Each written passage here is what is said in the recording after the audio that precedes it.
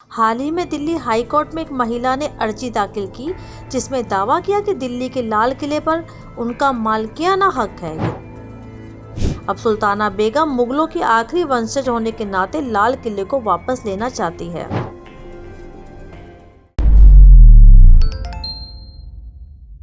देश की राजधानी दिल्ली में स्थित लाल किला, जहां हर साल 15 अगस्त पर प्रधानमंत्री तिरंगा झंडा फहराते हैं, उस लाल किले को लेकर हाल ही में दिल्ली हाई कोर्ट में एक महिला ने अर्जी दाखिल की जिसमें दावा किया कि दिल्ली के लाल किले पर उनका मालिकाना हक है। ये दावा करने वाली महिला आखिरी मुगल बादशाह बहादुर शाह जफर की प्रपौत्र वधू सुल्ताना बेगम है, जो आजकल कोलकाता के पास एक झुग्गी बस्ती में बड़ी गुर्बत में अपने दिन बिता रही है।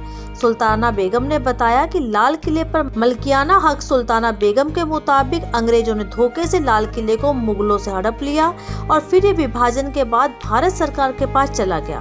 अब सुल्ताना बेगम मुगलों की आखिरी वंशज होने के नाते लाल किले को वापस लेना चाहती है। आपको क्या पता है कि कौन है ये सुल्ताना बेगम? 68 साल की सुल्ताना बेगम आखिरी मुगल बादशाह बहादुर शाह जफर की प्रपौत्र वधू है, यानी सुल्ताना बेगम बहादुर शाह जफर के पुत्र की पत्नी है। माना जाता है कि बहादुर शाह जफर की कुल 4 पत्नियां थी, जिनसे उन्होंने 22 बेटों और कम से कम 32 बेटियों को जन्म दिया। इनमें जो बेटा उन्हें सबसे ज्यादा प्यारा था और जिसे वो अगला मुगल बादशाह बताना चाहते थे, उसका नाम था जवां बख्त। जवां बख्श की शादी साल 1892 में हुई और उनके एक पुत्र का नाम जमशेद बख्श था, जिनके बाद में कई संतान हुई और इनमें से एक पुत्र का नाम था मिर्जा मोहम्मद बेदार बख्त। सुल्तान बेगम उन्हीं की पत्नी थी। हालांकि मिर्जा मोहम्मद बेदार बख्त की मृत्यु साल 1980 में हो गई। इसके बाद सुल्ताना बेगम ने कई मौकों पर खुद को मुगलों का कानूनी वारिस भी बताया। दिल्ली हाई कोर्ट में जो याचिका दायर की, उसमें भी इस बात का जिक्र है। अंग्रेजों ने अवैध तरीके से लाल किले पर किया कब्जा। इस याचिका में कोर्ट से अनुरोध किया गया कि मुगलों के वंशज होने के नाते दिल्ली के लाल किले का मालिकाना हक उन्हें मिलना चाहिए। इस याचिका में उन्होंने कहा कि अविभाजित भारत में अंग्रेजों की ईस्ट इंडिया कंपनी ने अवैध तरीके से लाल किले को अपने कब्जे में ले लिया। विभाजन के बाद राष्ट्रीय धरोहर भारत सरकार के पास चली गई, लेकिन असल में इस धरोहर पर मालिकाना हक उनका ही है। कोर्ट ने उनकी याचिका खारिज की, लेकिन कोर्ट ने जब इस याचिका को खारिज किया तो कोर्ट ने सुल्ताना बेगम के वकील से ये पूछा कि 150 साल से सुल्ताना बेगम और उनके दूसरे वंशज कहाँ थे? अगर 150 साल तक वो गायब रहे तो अब लाल किले पर मालिकाना हक कैसे हो सकता है? साल 1638 में हुआ लाल किले का निर्माण। दिल्ली में लाल किले का निर्माण साल 1638 में 5वें मुगल शासक शाहजहां ने करवाया। करीब 10 साल में बनकर तैयार हुई इस धरोहर का मकसद मुगलों की राजधानी को आगरा से दिल्ली शिफ्ट करना था। शाहजहां वही मुगल शासक था जिसने ताजमहल का निर्माण कराया। इसके अलावा एक दिलचस्प जानकारी यह भी है कि ताजमहल और लाल किला दोनों एक ही साल 1648 में बनकर तैयार हुए।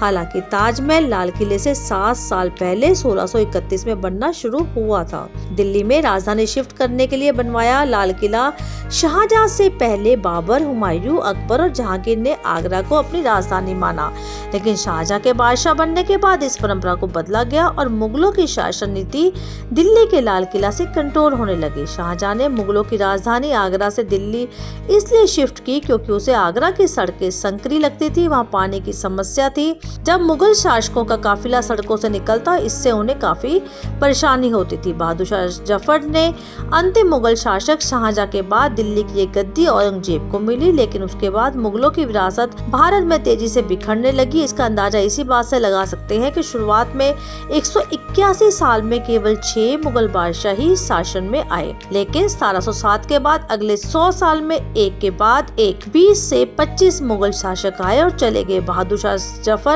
इनमें आखिरी शासक थे जिनकी सरकार दिल्ली के लाल किले से चलती थी।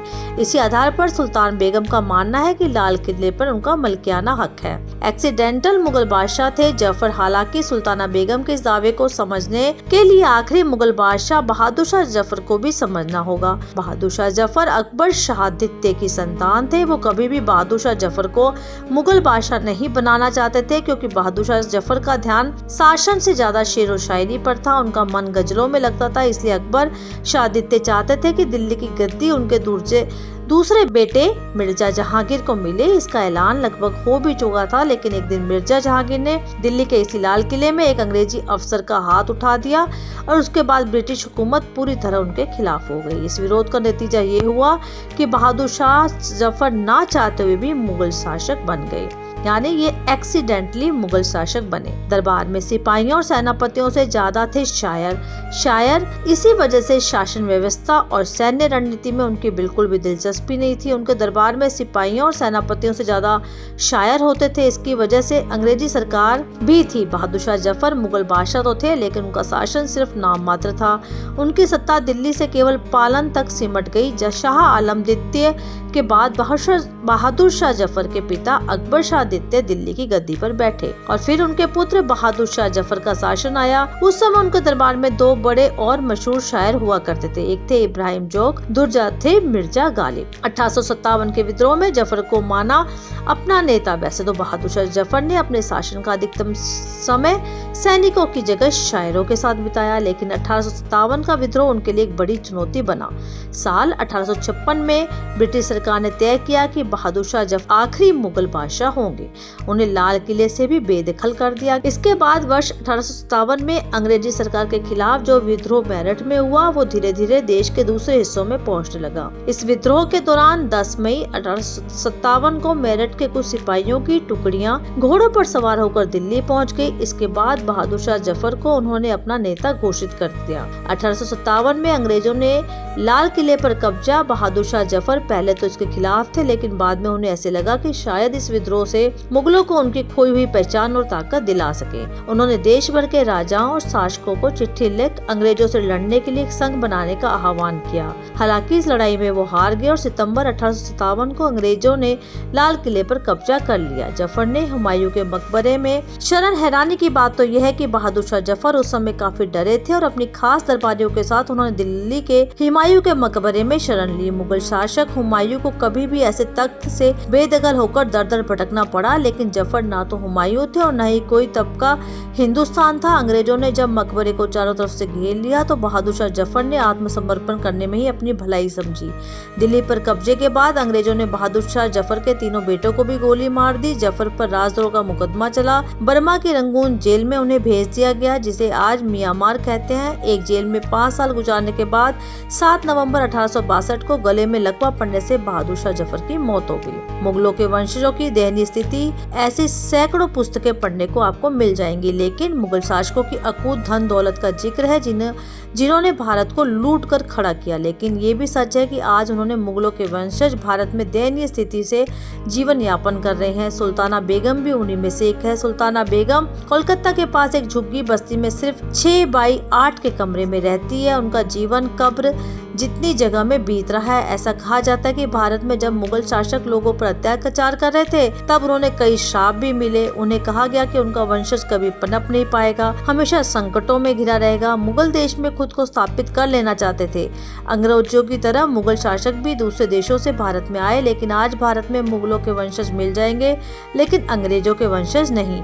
ऐसा इसलिए क्योंकि अंग्रेज किसी भी देश को अपना गुलाम बनाते थे और मुगल किसी भी देश में खुद को स्थापित कर लेना चाहते थे। लेकिन भारत एक ऐसा देश है जो हजारों साल से सहनशील रहा है। मुगलों ने भले भारत के लाखों हिंदुओं पर अत्याचार किया, हिंदू होने पर लोगों से धर्म के आधार पर टैक्स भी वसूला, लेकिन भारत ने कभी भी उनके वंशजों को अपनाने से इनकार नहीं किया। आज भी इस देश में मुगल शासकों के नाम पर 700 से ज्यादा स्थानों के नाम है। राष्ट्रपति भवन में एक मुगल गार्डन भी है। तो ये थी सुल्ताना बेगम की कहानी।